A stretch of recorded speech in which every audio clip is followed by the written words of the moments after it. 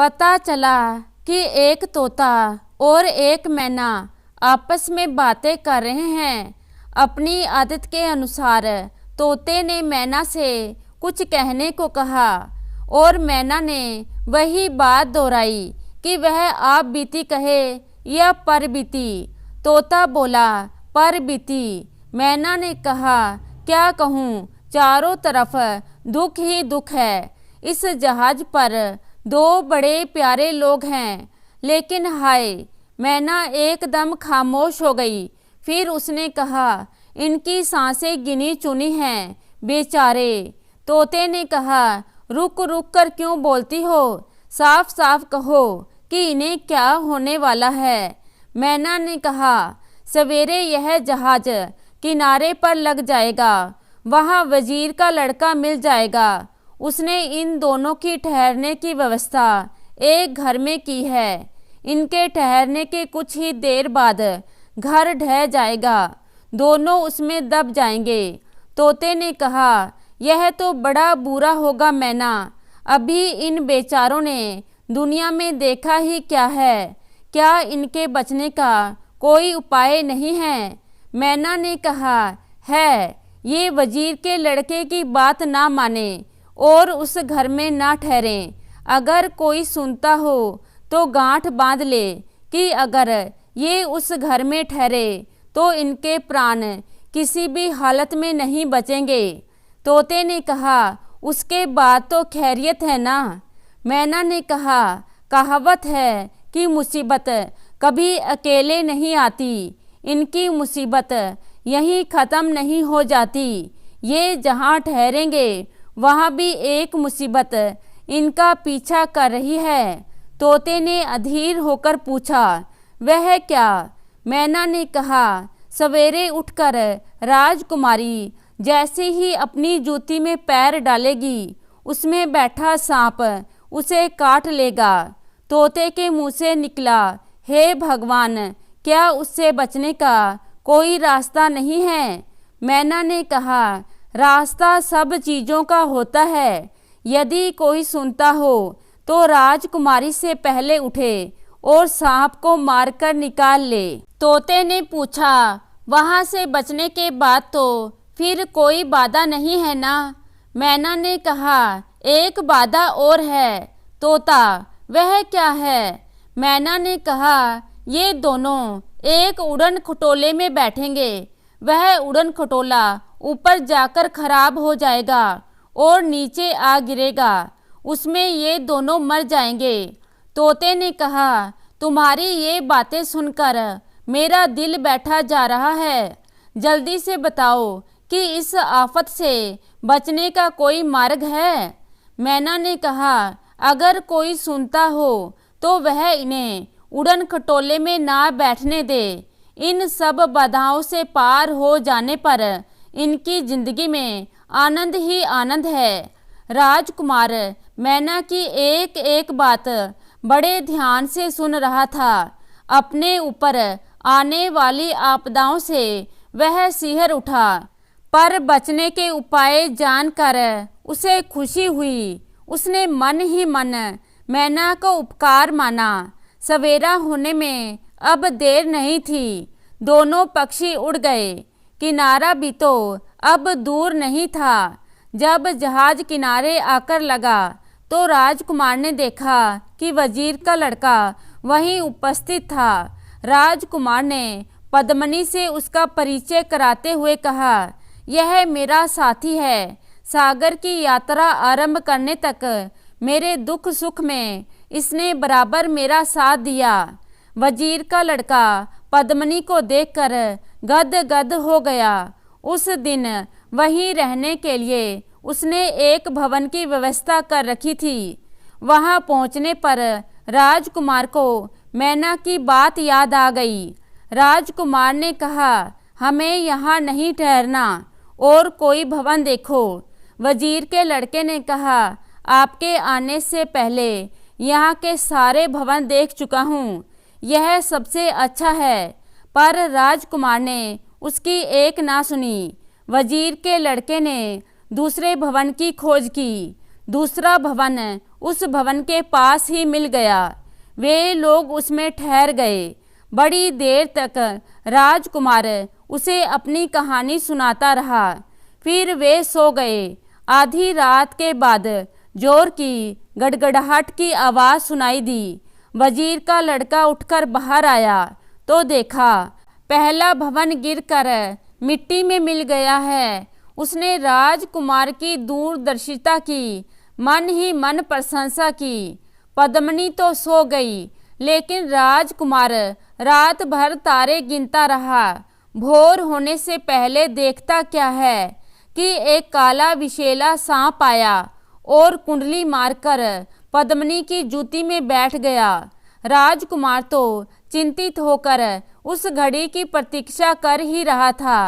उसने तलवार निकालकर उस सांप के 2 टुकड़े कर डाले और बाहर फेंक कर पद्मिनी की उठने की राह देखने लगा।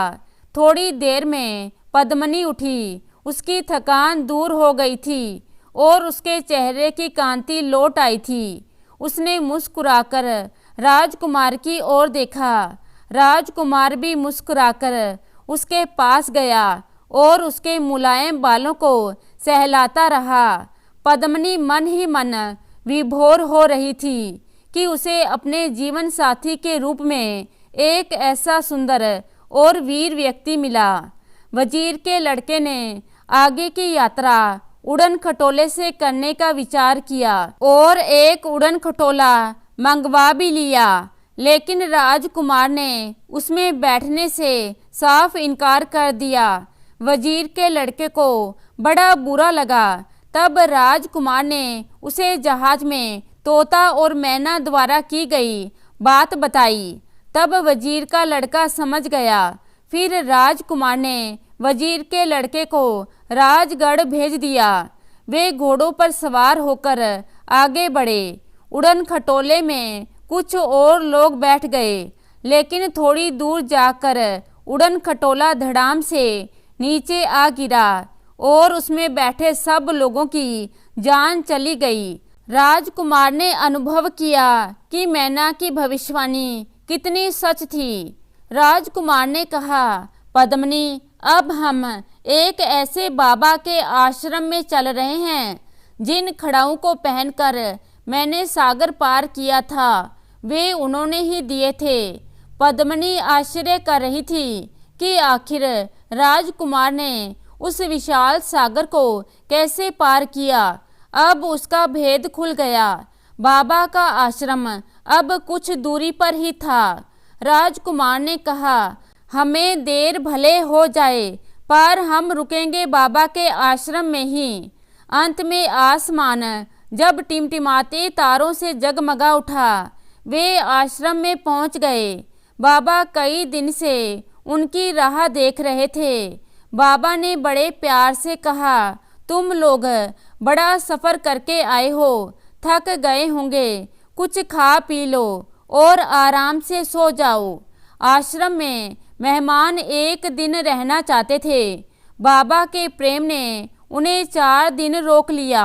वहाँ के वातावरण में पद्मिनी का मन इतना रम गया कि वह जब विदा होने का समय आया तो वह रोने लगी। बाबा का दिल भी भर आया। उन्होंने कहा, पद्मिनी, आश्रम तुम्हारा है, जब जी आए फिर आ जाना।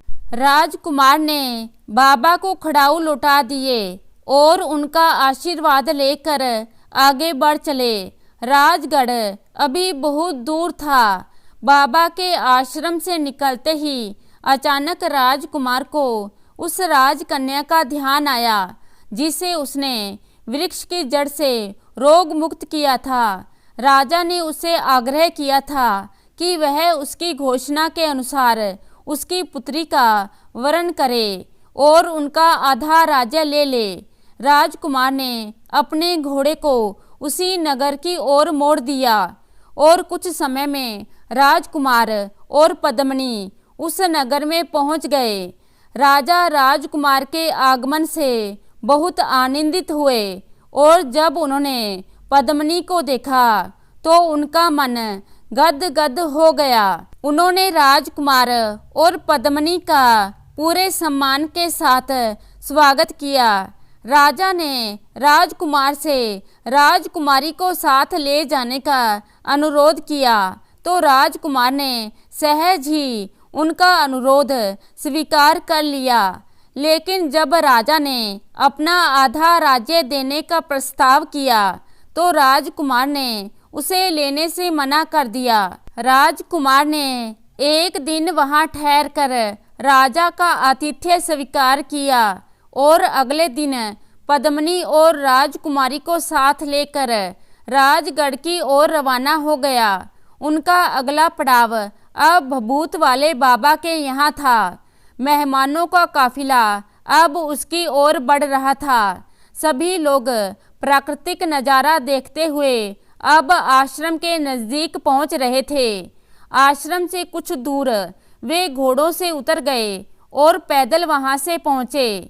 बाबा आश्रम के पौधों को पानी दे रहे थे। राजकुमार और उसके साथ एक गौरांग महिला को देखकर समझ गए कि वह पद्मिनी है। एक दूसरी और राजकुमारी थी।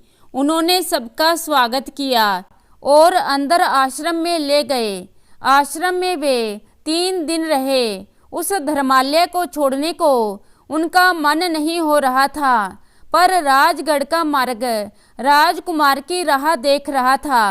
बाबा कुछ दूर तक उनके साथ आए और आश्रम के जलाशय पर उन्हें आशीर्वाद देकर चले गए। वे लोग आगे बढ़ते गए। काफी चलने पर जब बस्ती की इमारतें दिखाई देने लगीं तो राजकुमार ने कहा, यह लो आ गई वह नगरी जहां मैंने एक रात बिताई थी। उसने उसे सारी बात सुना दी।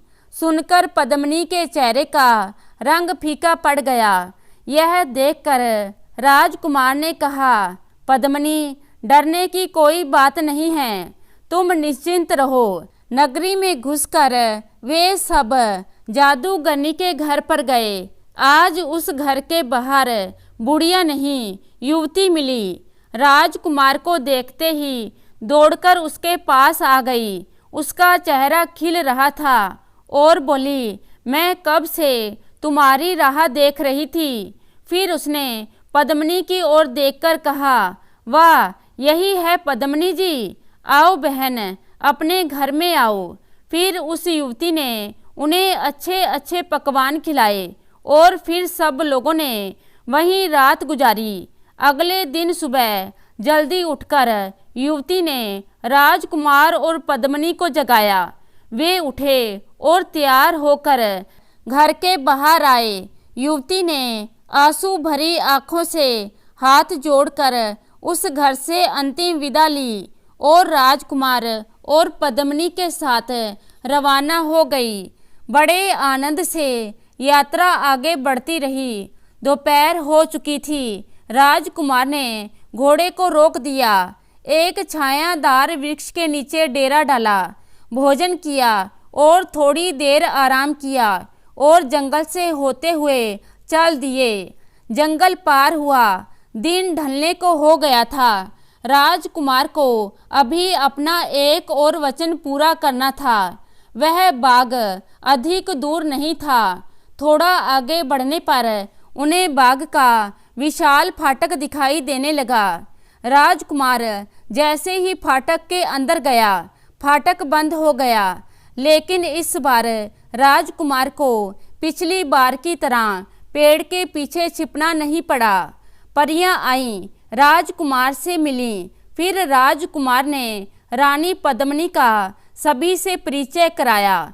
यहाँ भी राजकुमार 2 दिन रुका और तीसरे दिन परी राजकुमारी को साथ में लेकर चल दिया अपने राज्य की ओर। अब राजकुमार अपने राज्य की सीमा में पहुंच गए थे। वजीर का लड़का पहले पहुंच गया था। उसने राजकुमार के आने से पहले स्वागत की अच्छे से तैयारियां कर ली थीं। राजकुमार जैसे ही अपने महल में पद्मिनी के साथ प्रवेश किया, महल में चारों तरफ बाजे बजने लगे, फूल बरसने लगे। खूब अच्छे से उनका स्वागत किया गया। राजा ने आकर राजकुमार को गले लगा लिया और मन ही मन उसकी बहादुरी की प्रशंसा की।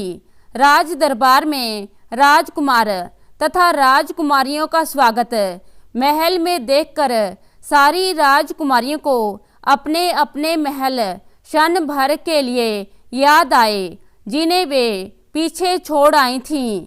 छोटी भाभी को राजकुमार के सामने आने में थोड़ा संकोच हो रहा था। मिलने जुलने से अवकाश मिलने पर राजकुमार स्वयं भाभी के कक्ष में गया और उनके पैर छूकर आशीर्वाद मांगा। दोनों की आंखें बहने लगीं। भाभी कुछ कहे उससे पहले ही राजकुमार ने कहा, भाभी, मैं तुम्हारा एहसान कभी नहीं भूल सकूंगा। यदि तुमने मुझे उलाहना ना दिया होता तो यह हीरे जैसी राजकुमारियां कैसे मिलती। भाभी के मुंह से बस यही निकला, तुमने पद्मिनी को लाकर महल को जगमगा दिया। शुभ मुहूर्त देखकर राजकुमार के विवाह की तैयारियां की गईं। बड़ी धूमधाम से विवाह हुआ। राजकुमार को एक से बढ़कर एक राजकुमारियां मिल गईं। प्रजा आनंदित हुई, राजा खुश हुआ। तो दोस्तों, कैसी लगी कहानी? आशा करती हूँ कहानी को पसंद करेंगे। धन्यवाद।